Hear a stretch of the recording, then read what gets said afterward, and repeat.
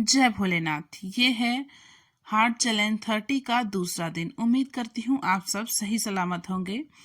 आज के दिन की शुरुआत होती है सुबह 5 बजे। वॉशरूम से आने के बाद सबसे पहले मैंने करी 10 मिनट मेडिटेशन, जो कि हमारी मेंटल हेल्थ के लिए बहुत ज़रूरी है। फिर मैंने करे कुछ योगासन, जो कि हमारी फिजिकल हेल्थ के लिए बहुत ज़रूरी है।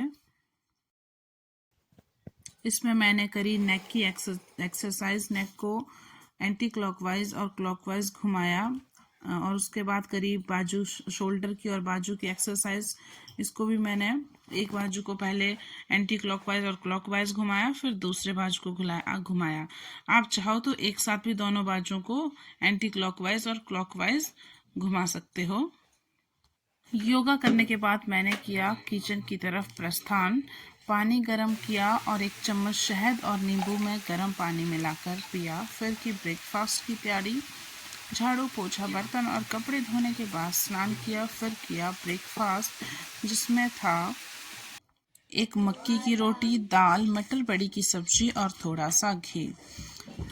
ये सब खाने के बाद मैंने 11:30 के करीब खाया 1 ऑरेंज, और उसके बाद करी लंच की तैयारी।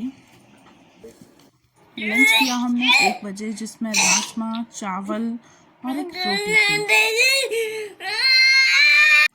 फिर 4:30 बजे के टाइम छत से लाए हुए तुलसी पुदीने को अच्छे से धोया और बनाई उसकी चाय। पानी में उबाला तुलसी और पुदीने को, उसकी चाय बनाई। उससे पहले मैंने 1 ग्लास गर्म पानी पिया, क्योंकि मैंने पानी बहुत देर से नहीं पिया हुआ था, तो मैंने उस टाइम पे 1 ग्लास पानी पिया। उसके बाद मैंने चाय पी। चाय के साथ मैंने कुछ भी नहीं खाया, क्योंकि भूख नहीं थी।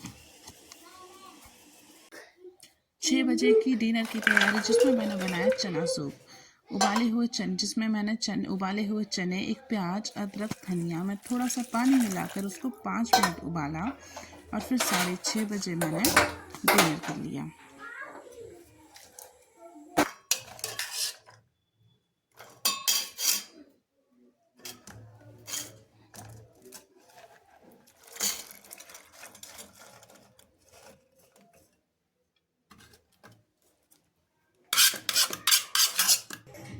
फिर 8 बजे बनाया अजवाइन और मीठी सौंफ का नाइट ड्रिंक। उसको पीने के बाद मैंने करी एक्सरसाइज, कुछ स्टेयर्स, सीढ़ियों को ऊपर नीचे चढ़ा मैंने, जिसके बाद मेरी हालत बहुत ख़राब हो गई थी। मैं पूरी तरह से थक गई थी और मेरे घुटने में दर्द हो रहा था।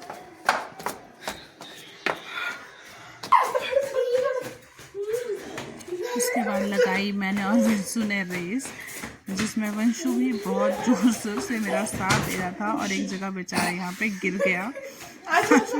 मैंने उसको उठाया नहीं और मैं आगे चली गई। फिर वापस ही मैंने उठाया, तो फिर वो मेरे साथ फिर से दौड़ने लग गया। फिर कुछ लेग्स की एक्सरसाइज करी, जिसमें कि वंशु भी मेरे साथ साथ सारी एक्सरसाइज कर रहा था। जैसे मैं कर रही थी वैसे वही कर रहा था।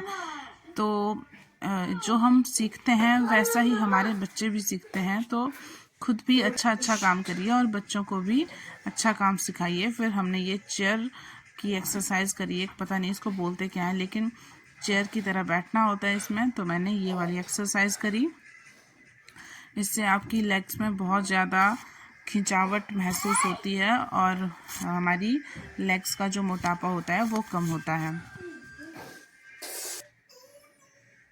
इसके बाद हम दोनों ने ये बाजू की एक्सरसाइज करी, जिससे पीछे जाना होता है, बाजुओं को, दोनों बाजू को ऊपर करके पीछे जाना होता है, फिर आगे की तरफ आना होता है। इससे हमारे कमर में स्ट्रेच होता है। कमर जो मोटापा होता है, कमर का फैट होता है, उसको कम करने के लिए काफ़ी अच्छी एक्सरसाइज है। उसके बाद हमने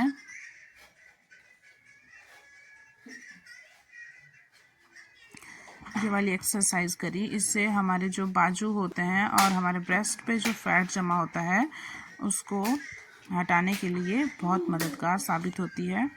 उसके बाद हमने कुछ क्लैपिंग्स की एक्सरसाइज भी करी। क्लैपिंग भी अपने आप में एक बहुत ही अच्छी एक्सरसाइज है, जिससे हमारा जो मोटापा होता है वो भी कम होता है, हमारा जो माइंड स्ट्रेस होता है वो भी कम होता है। उसके बाद फिर से हमने कुछ लेग्स की एक्सरसाइज करी। उसके बाद मैंने ये दरवाजे पे लटकने वाली एक्सरसाइज करी, जो कि मुझे 2-3 झापट पड़ने के बाद मैं कर रही थी, क्योंकि मैं थक चुकी थी और हस्बैंड ने कहा कि नहीं अभी भी करना है।